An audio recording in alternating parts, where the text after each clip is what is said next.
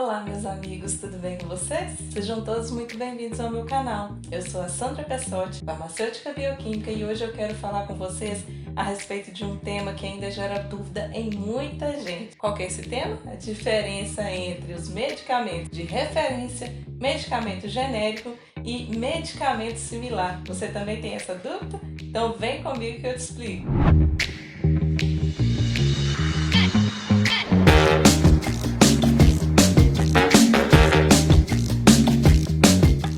Chegamos a uma drogaria, por muitas vezes nós somos surpreendidos por uma gama de medicamentos, uma gama de opções de escolhas para um mesmo medicamento. Já aconteceu isso com você? Comigo já aconteceu. E neste momento a gente se pergunta, mas qual a diferença entre esses medicamentos? Quais desses eu devo escolher? Qual eu tenho que levar para casa? Então eu vou explicar para vocês qual é a diferença entre eles, a começar pelo medicamento de referência. Qual seria então o medicamento de referência? Quando um medicamento é registrado pela primeira vez em um país, ele é um medicamento inovador. Então nós chamamos esse medicamento de referência, de marca ou de medicamento ético. Mas por quê? Para ficar mais fácil de explicar, suponhamos que exista então uma doença que não tenha um tratamento específico para ela ainda. As indústrias farmacêuticas começam então a ficar de olho nessa doença, elas começam então a investir em pesquisas para desenvolver um medicamento que seja eficiente. Então investem anos de pesquisa para descobrir um bom medicamento. A partir do momento que eles conseguem chegar à fórmula correta, que eles conseguem desenvolver o medicamento correto para tratar aquela doença, é hora daquele medicamento ser registrado. E no ato do registro daquele medicamento, que no caso do nosso país, o órgão em questão é a Anvisa, a Agência Nacional de Vigilância Sanitária, no ato do registro desse medicamento na Anvisa, a indústria tem que comprovar cientificamente que aquele medicamento é eficaz contra aquela doença, ou seja, ele vai agir corretamente e vai tratar aquela doença. Tem que provar ainda que aquele medicamento é seguro, que ele não desenvolverá algum outro tipo de doença a partir do momento que ele for introduzido no tratamento, Então temos que provar que ele é seguro e tem que provar a qualidade daquele medicamento. Tudo tem que ser provado cientificamente.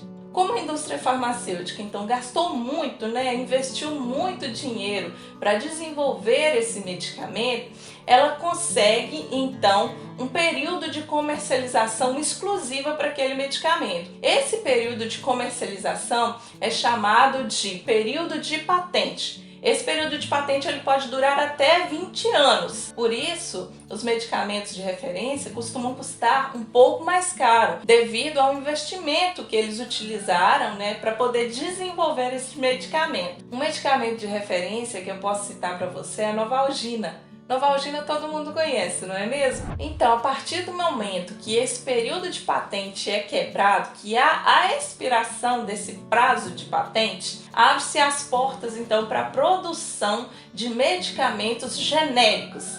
Os medicamentos genéricos nada mais são do que a cópia fiel do medicamento de referência. Então, se ele é a cópia idêntica, ele tem que apresentar o mesmo fármaco, que seria o mesmo princípio ativo do medicamento inovador, do medicamento de referência. Ele tem que apresentar a mesma forma farmacêutica, ou seja, se o medicamento inovador é comprimido, o genérico também deverá ser comprimido, assim como se ele for, o inovador for um xarope, o genérico também deverá ser um xarope. Ele tem que ser administrado pela mesma via, tem que servir para o tratamento de uma mesma doença. A posologia também deverá ser a mesma. A única coisa que diferencia o medicamento genérico do medicamento de referência é a embalagem. E essa embalagem é muito fácil de ser reconhecida, porque nela deve apresentar escrito dentro de uma tarja amarela medicamento genérico e apresentar ainda um G maiúsculo. Então é muito fácil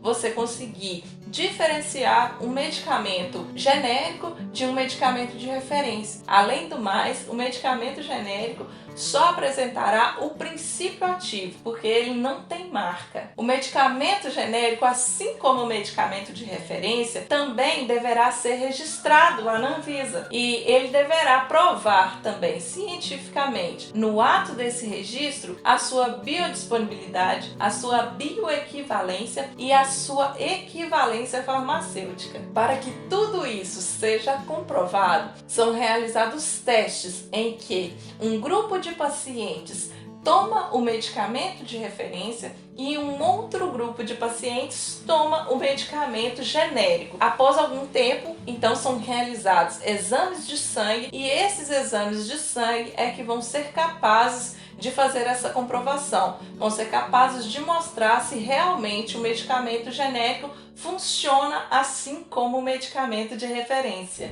Como os fabricantes do medicamento genérico não precisam investir em todas as fases de pesquisas, assim como o fabricante do medicamento de referência, isso nos ajuda os pacientes, porque nós vamos gostar muito disso, porque o preço vai cair, o medicamento vai ficar mais barato. Outro motivo para o medicamento genérico ser mais barato é que a indústria não precisa investir em propaganda, não tem que investir em marketing. A gente não vê na televisão, né, ou mesmo na internet, propaganda de um medicamento genérico. Não tem, porque ele não tem marca. Então não há necessidade de fazer o marketing sobre aquele medicamento. Pode até ser feito o marketing sobre a indústria que desenvolveu o medicamento, mas não para aquele medicamento em si. É válido ressaltar que, por ser comprovado cientificamente que o genérico é idêntico ao medicamento de referência, que esses medicamentos eles podem ser intercambiáveis. O que seria isso?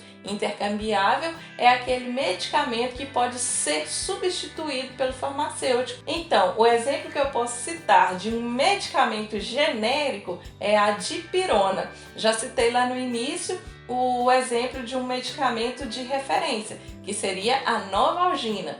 A Novalgina, então, no caso do genérico, seria a dipirona. Então, se o médico prescrever para um paciente Novalgina e ele chegar à farmácia com aquela receita, o farmacêutico poderá trocar a Novalgina pela dipirona. Ou seja, eles são idênticos, só que Novalgina é marca e dipirona é o princípio ativo.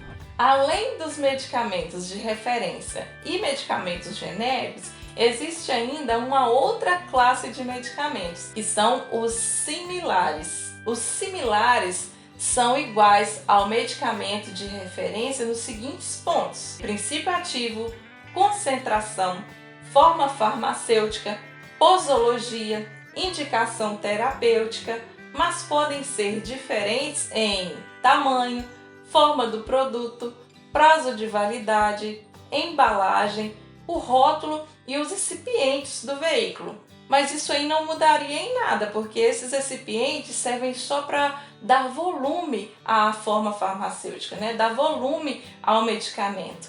O medicamento similar também possui marca. O de referência possui marca, o genérico já não possui marca, é só mesmo o princípio ativo, e o medicamento similar, ele possui marca também. Um exemplo que eu posso dar para vocês do medicamento similar é o Anador, que também é um medicamento muito conhecido. Tanto os medicamentos genéricos quanto os medicamentos similares podem ser considerados cópias perfeitas do medicamento de referência, porque no ato do registro, tanto o genérico quanto o similar tem que provar, hoje em dia, a bioequivalência e equivalência farmacêutica. Desde 2013, os medicamentos genéricos tarjados, ou seja, aqueles que ficam atrás do balcão, têm que provar que são equivalentes. Ou seja, a partir do momento que eles comprovaram cientificamente que são equivalentes, eles passam a ser também intercambiáveis.